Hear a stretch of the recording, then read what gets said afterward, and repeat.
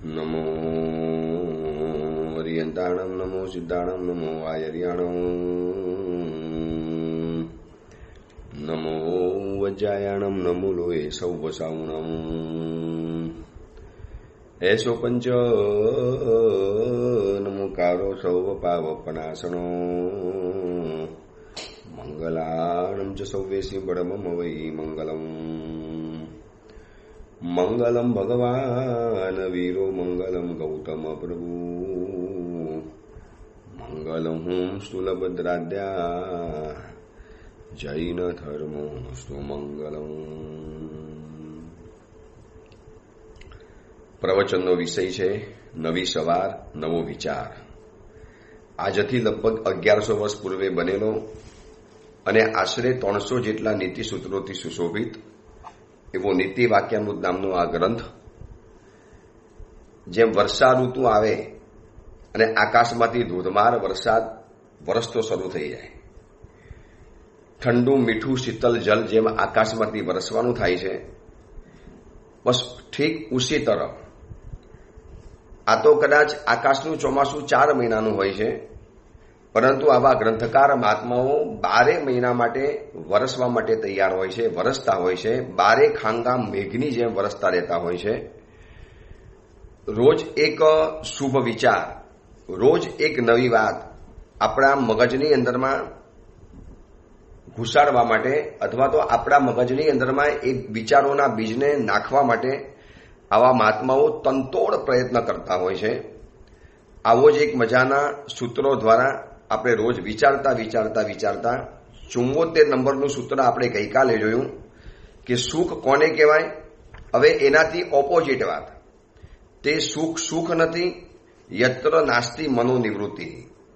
સુખના ઢગલા ઉપર બેસીને પણ જો મનની પ્રસન્નતા નથી તો પછી એ સુખ નથી કહેવાતું. એટલે કે હિમાલય ઉપર બેઠા પછી પણ જે વ્યક્તિને પરસેવો થાય તો પછી એ હિમાલય કેવી રીતે ગણી શકાય? હિમાલયમાં ગયા પછી તો માણસનું શરીર ઠંડુગાર થવું જોઈએ, જ્યાં -0 ઉપરની ડિગ્રી વાળી ઠંડી પડતી હોય. એટલે તે હિમાલય નથી કે જ્યાં ગયા પછી વ્યક્તિને ગરમી લાગતી હોય. એવી જ રીતે તે સુખ નથી કે યત્ર નાસ્તિ મનોનિવૃત્તિ, જ્યાં મનની નિવૃત્તિ નથી.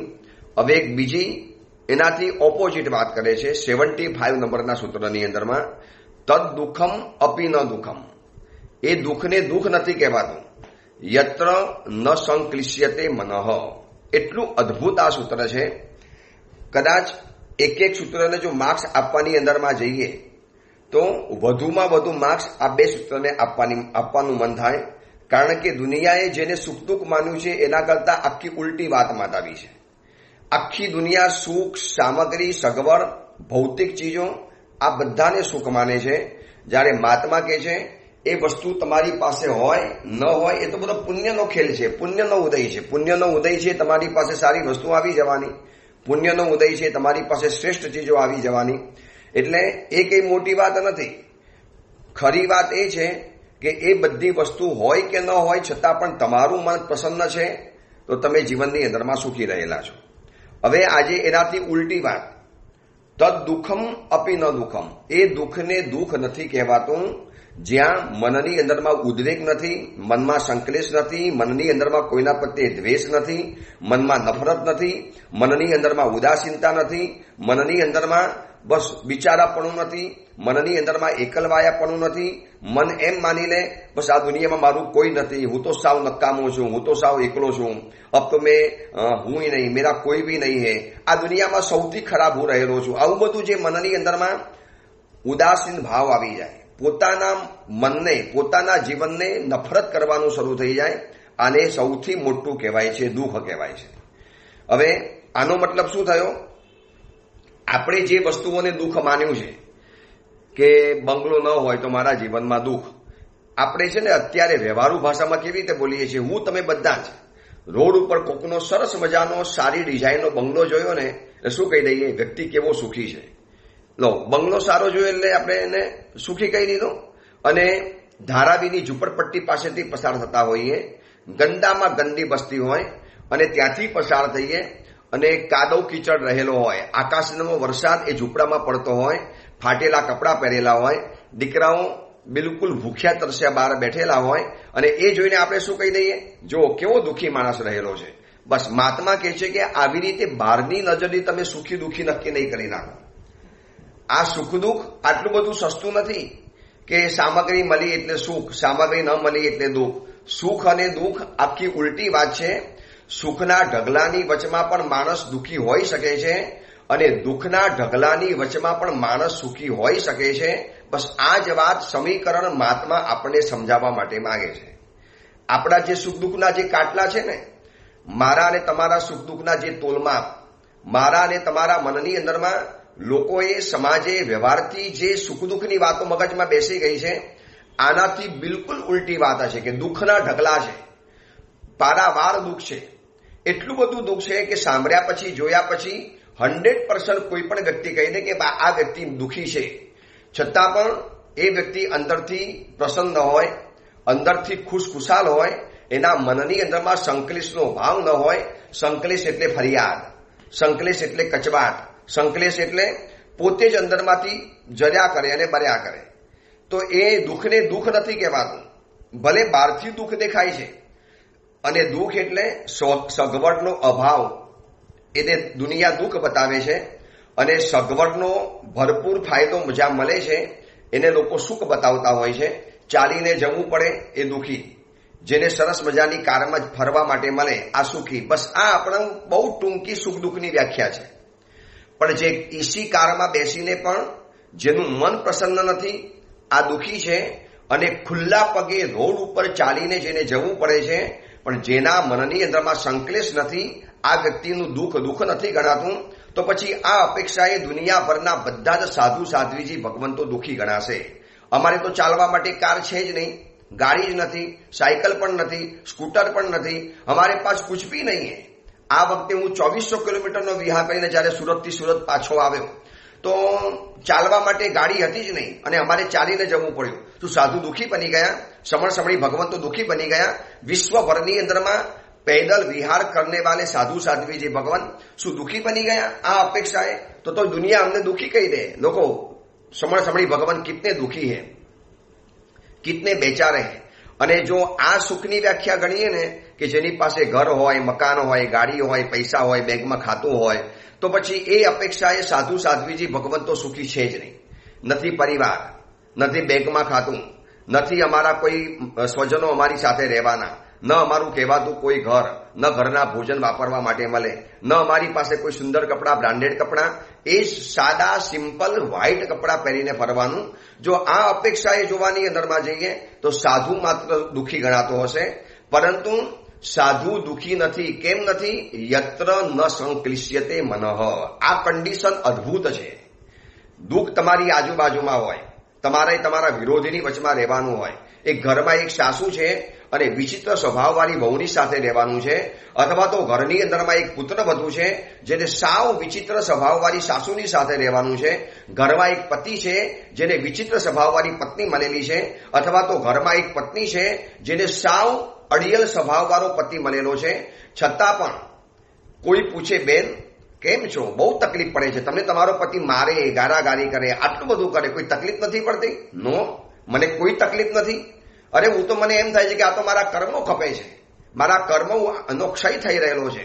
જો આ ભાવ મનની અંદરમાં હોય તદ દુઃખમ અપી ન દુઃખમ. ગસુકુમાલ મુનિના મસ્તક ઉપર ખેરના અંગારા મૂકવાની અંદરમાં આવ્યા.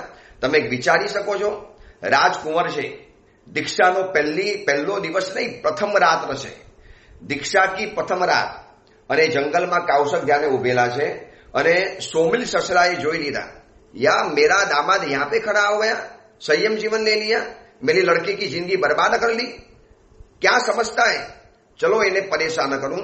એટલે માથા ઉપર ખેરના અંગારા ભર્યા. આ ભર્યા પછી પણ એમનું મનની પ્રસન્નતા જોજો. મોક્ષ પાગ બંધાવી સસરાએ દોષ નવી લીધો હે. જો દુઃખની વચની અંદરમાં પણ કોઈક એકાદ સમાધાન શોધતા જો આપણને આવડી જાય તો આપણે દુઃખના ઢગલાની વચમાં પણ આપણે દુઃખી નથી. તદ દુઃખમ અપી ન દુઃખમ. કેટલું અદ્ભુત સૂત્ર છે. આ દુઃખ પણ દુઃખ નથી. ભલે દુનિયા તમને દુઃખી માને, દુનિયા તમને બિચારા માને, દુનિયા તમને બાપડા માને, દુનિયા તમને જોઈ જોઈને અંદરમાંથી એક ધિક્કારનો ભાવ કરે, પણ તમે દુઃખી નથી. જો એ અપેક્ષાએ જોવા જઈએ તો મૈણા સુંદરી દુઃખી ગણાય. એ અપેક્ષાએ જોવા જઈએ તો મહાસતી ચંદનબાલા સાધ્વીજી ભગવાન દુઃખી ગણાય.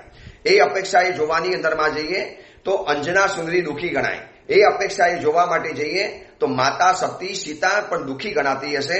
આ બધી સતીઓના જીવનમાં કેટલા પારાવાર દુઃખ આવ્યા છે, પારાવાર દુઃખ, કોઈ હિસાબ નથી દુઃખનો.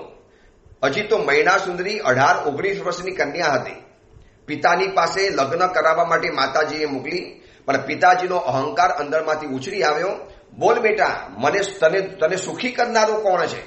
અને જે જવાબ જે હતો ધર્મ હિસાબે, શાસ્ત્ર હિસાબે, એ જવાબ મૈણા સુંદરીએ આપી દીધો. પિતાજીને જવાબ મંજૂર નહોતો અને પિતાજીએ કીધું તારી હાલત ન બગાડું તો મારું નામ નહીં, અને પછી તું સુખી થઈ બતાવ. આટલા બધા દુઃખના વચની અંદરમાં પણ મૈણા દુઃખી નથી. મેં તમને નવપદના પ્રવચનોની અંદરમાં એક લાઈન વારંવાર બતાવી છે. અગર આ મૈણાનો ડાયલોગ, મૈણાનું આ વાક્ય, મૈણાની આ વિચાર શૈલી, મૈણાની આ થિંકિંગ જો અગર મારા તમારા જીવનમાં આવી જાય તો આપણી દુઃખની વચમાં દુઃખી જ નથી. મૈણા મુખ નવી પાલટે, અંશ ન આણે રોષ. શું શબ્દ મૂક્યો છે વિનય વિજયજી મહારાજાએ? મૈણા મુખ નવી પાલટે. એના ચહેરાની રેખા નથી ફરી, એના ચહેરા ઉપર દુઃખ માત્ર નથી આવ્યું. જ્ઞાનીનું રીઠું હોવે ત્યાં શું કરવો વિભેદ. અરે ભાઈ, જ્ઞાનીએ જોયું છે એ જ થવાનું છે. મારા પૂર્વના ભવના બંધેલા કર્મો દ્વારા જે થવાનું છે, નાના મોટા દુઃખની અંદરમાં આપઘાત કરવાનું મન થઈ જાય છે આપણને લોકોને. નાની મોટી તકલીફોની અંદરમાં ગાડીના પાટા નીચે સુઈ જવાનું મન થઈ જાય છે આપણને. હજી તો અઠવાડિયા પહેલા કિસ્સો આવ્યો હતો ને પેપરની અંદરમાં, કે મુંબઈના વસઈની અંદરમાં રહેનારા બાપ અને બેટા, કોઈ નાના બચ્ચા નતા, મોટી ઉંમરના હતા. પિતાજી મોટી ઉંમરના, દીકરો પણ મોટી ઉંમરનો, ઘરની અંદરમાં દીકરાના દીકરા છે. ઓલા દીકરાને ઘરની અંદરમાં પોતાનો દીકરો રહેલો છે, પતિ પત્ની છે, ફાઇનાન્શિયલ પોઝિશન સારી છે, બીજી કોઈ તકલીફ નથી, ઘરમાં ઝઘડા પણ નથી. અને બંને પિતાજી અને પુત્ર બંને જણા રેલવેના ટ્રેક ઉપર ગાડીની નીચે આરામથી સૂઈ ગયા અને બંને જણા કપાઈ ગયા.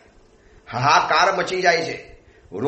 રોજના સેંકડો કિસ્સા આપઘાતના બનતા હોય છે. કેમ? શેના કારણે? કારણ કે દુઃખ પરેશાન નથી કરતું, પણ દુઃખની અંદરમાં જે સંકલેશ ઉભો થાય છે ને, ફરિયાદ, કચવાટ, મારું શું થશે, મને આ રોગ કેવી રીતે મટશે. અરે મેં એવા પણ રોગી જોયા છે કે અમે સમાધિ આપવા જઈએ ને તો ઘણી વાર એમ થાય કે આ વ્યક્તિને સમાધિ આપવા નથી ગયા, આની પાસેથી સમાધિ શીખવા માટે આવ્યા છે.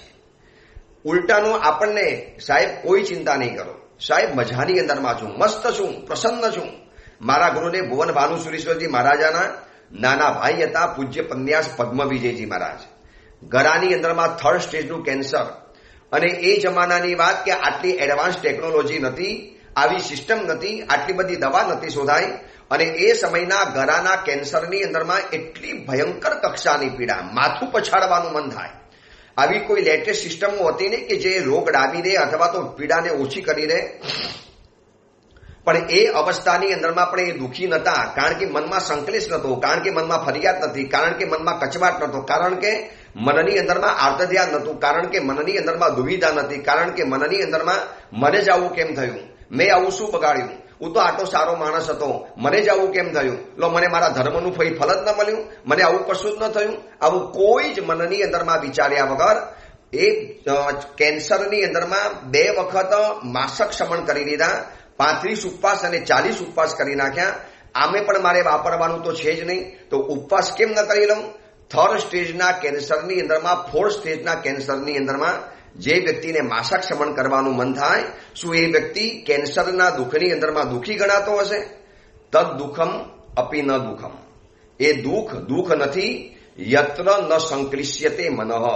તમને ખબર છે, દુઃખ આવે ને એટલે સૌથી પહેલા આપનો સંકલેશ શરૂ થઈ જાય. સંકલેશ એટલે મને જ આવું કેમ, મેં કોઈનું થોડું બગાડેલું હતું, હું તો કેવો સારો માણસ હતો, મેં તો આખી જિંદગી બધાનું સારું કર્યું છે, તો મારું જ કેમ બગડી ગયું?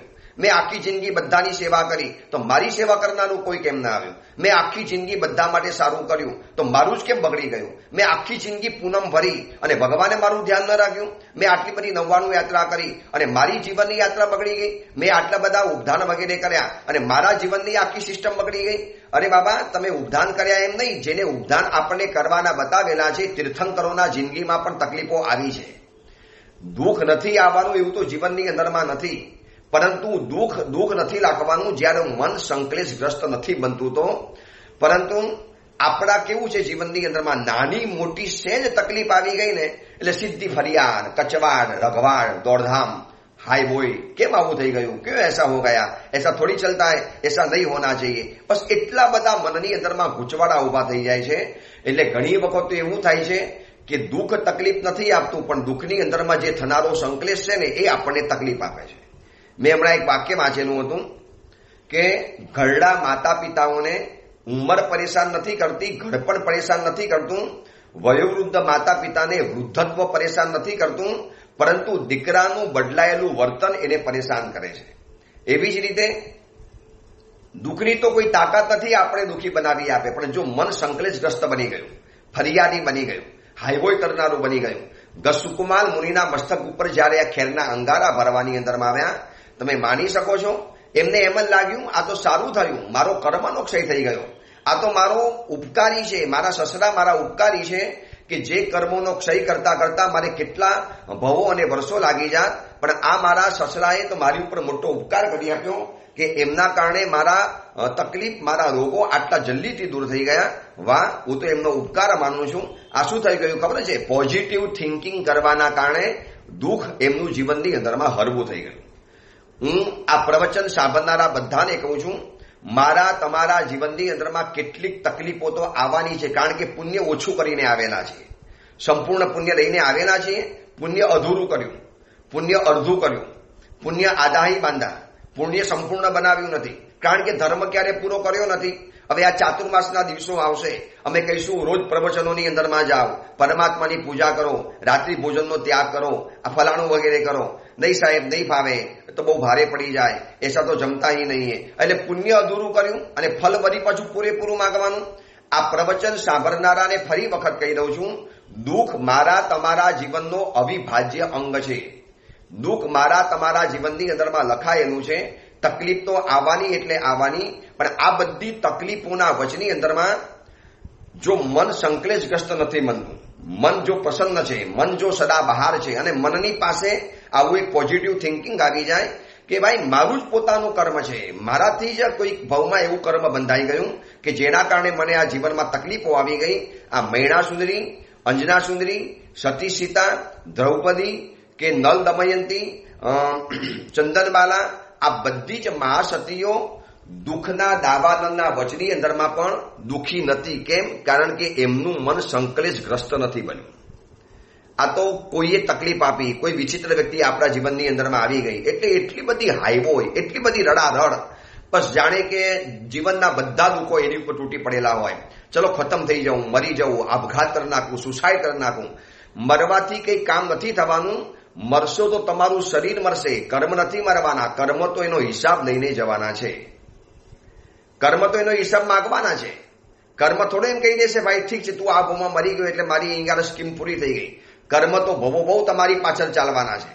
યુ વેર ગો, તમે જ્યાં જશો ત્યાં એનું નેટવર્ક આપણને ફોલો કરવાનું છે. કે છે ને મોબાઈલની કંપની વાળા, યુ વેર ગો, તમે જ્યાં પણ જાઓ મારું નેટવર્ક બસ ફોલો તમને કરતું રહેવાનું. તો આ કર્મનો સિદ્ધાંત છે.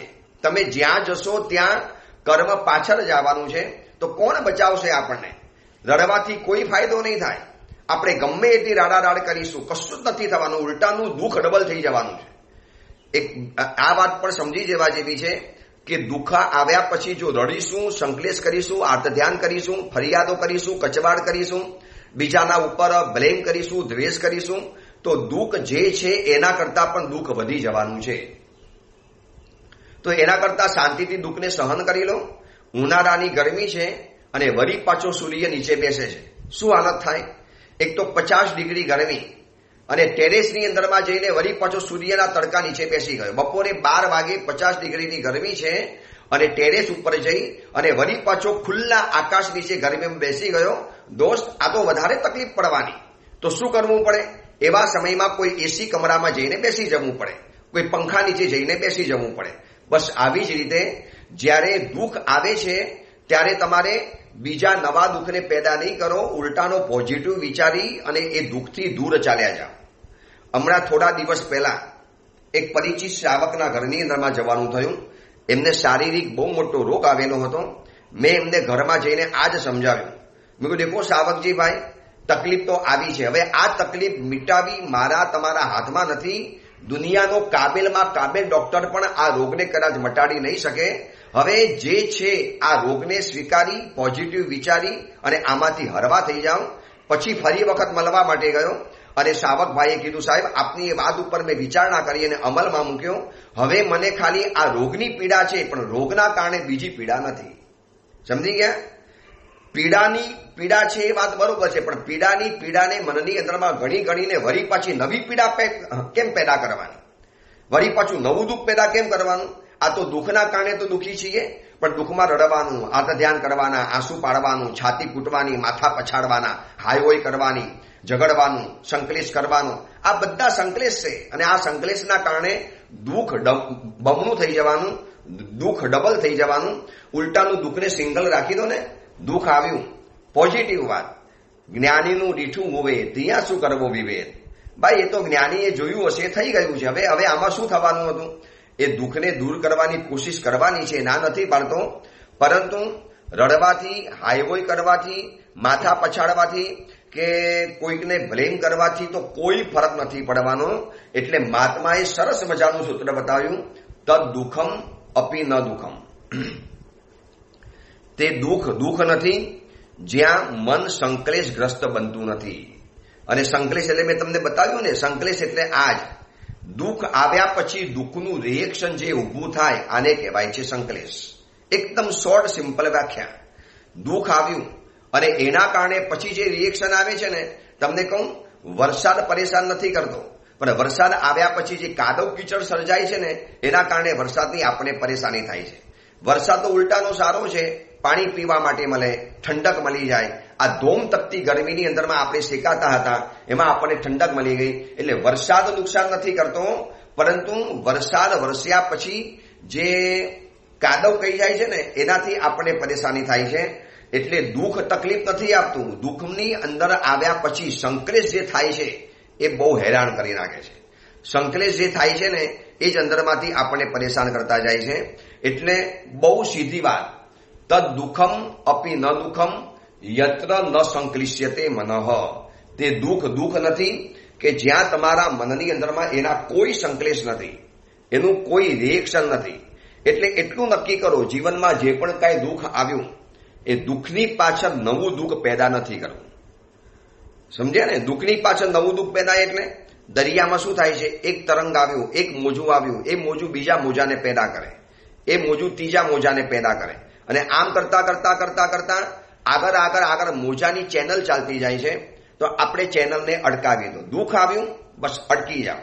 કેમ આવ્યું? શેના કારણે આવ્યું? કોને આપ્યું? જેને આપ્યું છે ને નહીં છોડું, ખતમ કરી નાખીશ, નહીં છોડું એને, અથવા તો હું મરી જઈશ, ખતમ થઈ જઈશ, સુસાઇડ કરી નાખીશ. બસ આ શું કર્યું તમે? નવું દુઃખનું મોજું પેદા કર્યું. આ આપણે ભૂલ કરીએ છીએ. એના કરતા દુઃખ આવ્યું છે, સ્ટોપ, અટકી જાઓ. બસ અટકી જઈને એક જ વિચારવાનું, ભાઈ મારું જ કર્મ છે, મેં જ કર્યું છે. ખાડો ખોદે એ પડે, મેં કંઈક ભોયની અંદરમાં ઉલટું છતું કર્યું છે, તો આ ભોમાં રોગના સ્વરૂપે આવ્યું, કોઈ વ્યક્તિના સ્વરૂપે આવ્યું, કોઈ પરિસ્થિતિના સ્વરૂપે આવ્યું, કોઈ સંયોગોના સ્વરૂપે આવ્યું. કોઈ પણ સ્વરૂપે દુઃખ મારા જીવનની અંદરમાં આવ્યું છે. હવે મારે સંકલેશ કરીને એ દુઃખને બમણું નથી કરવું, દુઃખને ડબલ નથી કરવું, દુઃખને વધારે વઘાર નથી કરવો. ખબર છે ને, ઘણા શું કરે છે? કેટલીક ચીજોનો વઘાર કરી નાખે. એવી રીતે આપણે પણ શું કરીએ છીએ? દુઃખ આવ્યું, હવે દુઃખનો વઘાર એટલે વારંવાર વિચારીને, વારંવાર સોચીને, વારંવાર એ બાબતોને વાગોરીને, જો કેવું થયું હતું, મારી સામે કેવું બોલી ગયેલા હતા, કેવા મને પરેશાન કરીને ગયા હતા. હવે તમને પરેશાન કરીને ગયા, શબ્દ બોલીને ગયા, હવે વ્યક્તિ દુનિયામાં નથી, ચાલી ગઈ છે, તમારાથી દૂર ચાલી ગઈ, તમે અલગ પડી ગયા, છતાં પણ મનની અંદરમાં રડ્યા કરવાનું. સુરતની અંદરમાં આવીને એક પરિવાર મને વંદન કરવા માટે આવ્યો, વર્ષોથી પરિચિત પરિવાર. હવે ઘરની અંદરમાં એક એવો સંકલેશનો બનાવ બની ગયો કે હું સમજુ છું કે આની અંદરમાં દુઃખ થાય, 100% થાય, બધાને થાય. આ જગ્યાએ હું તમે હોઈએ તો એને પણ થાય. જેન્યુઅન વાત હતી કે દુઃખ થાય. હવે મેં પરિવારને સમજાવ્યું કે હવે આ જે જીવનમાં પ્રસંગ બન્યો છે, તમારા પરિવારમાં જે ઘટના ઘટી ગઈ છે, અઘટિત ઘટના છે, ન થવી જોઈએ એવી ઘટના છે, પણ હવે થઈ ગઈ. હવે થઈ ગયા પછી તમે જો આટલું બધું રડશો, આટલું બધું આર્ત ધ્યાન કરશો, આટલા બધા દુઃખી બની જશો, તો તમને ઘટના કરતા તો આ ઘટનાના પ્રત્યાઘાતો તમને વધારે દુઃખી કરે છે. તો ઘટનાને ઘટના રાખો ને, શું કામ તમે ઘટનાનું રિએક્શન આટલું બધું મનમાં પેદા કરો છો? થઈ ગયું, હવે જે બનવાનું તો બની ગયું. હવે જે વ્યક્તિના સાથે થયેલું હતું, તમારા સંબંધો છૂટી ગયા, તમે એનાથી અલગ પડી ગયા, તમે એનાથી દૂર ચાલી ગયા. હવે એ અલગ ઘરમાં છે, તમે અલગ ઘરમાં છો. હવે તમારે શેના માટે પણ આટલું બધું મનની અંદરમાં હાઈવોય કરવાની? હવે તો શાંતિથી જીવી લો. એટલે ભર બપોરે 50 ડિગ્રી ગરમી છે અને વળી પાછો માણસ સૂર્યના તડકામાં ટેરેસ ઉપર જઈને બેસે છે. બસ એના જેવી આ વાત છે કે બાબા, એક તો તમને તકલીફ હતી, વળી પાછી તમે રડી રડીને નવી તકલીફ પેદા કરો છો. એના કરતા પોઝિટિવ થિંકિંગ, ન સંક્લિશ્યતે મનઃ, મનમાં સંકલેશ કરવો નથી. આટલું અગર આવડી જાય ને તો દુઃખની વચમાં પણ આપણે દુઃખી નથી. આ બધા મહાસતીઓ એવી રીતે ટકેલી હશે ને, આ બધી મહાસતીઓ જીવનમાં કેવી રીતે પોતાના જીવનની અંદરમાં આવી તકલીફો સહન કરી હશે. તમે કદાચ નામ સાંભળ્યું હશે, અન્નપૂર્ણા દેવી. કાશીની અંદરમાં, કાશી બનારસની અંદરમાં રહેનારા એક ઉસ્તાદ, અને એના લગ્ન, એટલે કન્યા જન્મથી તો વિધર્મી હતી, મુસ્લિમ કન્યા હતી, અને એના લગ્ન હિન્દુ યુવકની સાથે થયા. રવિશંકર, જે સંગીતની દુનિયાના ખાં હતા, એ રવિશંકરજીની સાથે લગ્ન થયા. પણ લગ્ન થયા પછી, પસંદ પડ્યા પછી, પોતાના ગુરુની દીકરી હતી, એમની પાસે ભણવા માટે જતા હતા, એની સાથે લવ થઈ ગયો, લગ્ન પણ થઈ ગયા. પણ તમે જોજો, વિધર્મી આ કન્યાની પાસે જો હિન્દુની દીકરી કરતા પણ વધારે સંસ્કારો હતા. હિન્દુ યુવક સાથે લગ્ન થયા, ટોટલી હિન્દુ પદ્ધતિથી જિંદગી જીવવાની શરૂ કરી. હવે પોતે પણ ગાયક, પોતે પણ કલાકાર, બંને પતિ પત્ની કલાકાર હતા, બંને સાથે પ્રોગ્રામ આપતા હતા. પરંતુ આ અન્નપૂર્ણા દેવીનું સંગીત વધારે ચાલ્યું, લોકો વધારે એના ફેન થવાની અંદરમાં આવ્યા, એના ઓર વધારે જય જયકાર થવાની અંદરમાં આવ્યો. પુરુષ સહજ ઈગો ટકરાયો રવિશંકર બાબાનો, અને રવિશંકરજીએ પત્નીને કહી દીધું, તારે હવે જાહેર પ્રોગ્રામ નહીં કરવાના, તારે બંધ કરી દેવાના. ઠીક છે, બંધ કરી દઈશ. અરે દુનિયાની કોઈ પણ સ્ત્રી હોય, કલાકાર હોય ને, માથું ઉચકે, કેમ બંધ કરી દેવાના? એટલે કેમ તમે કરો તો મારે નહીં કરવાના?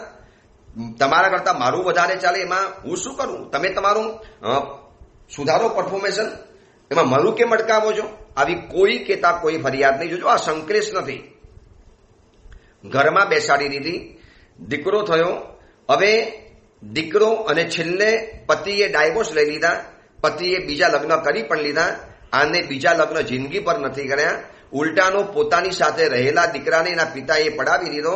છેલ્લે દીકરો જ્યારે બીમાર પડ્યો, છેલ્લા સ્ટેજની બીમારી એની પાસે આવી, ત્યારે જે માતાને છોડીને ગયેલો એ જ માતાની પાસે દીકરો પાછો આવી ગયો.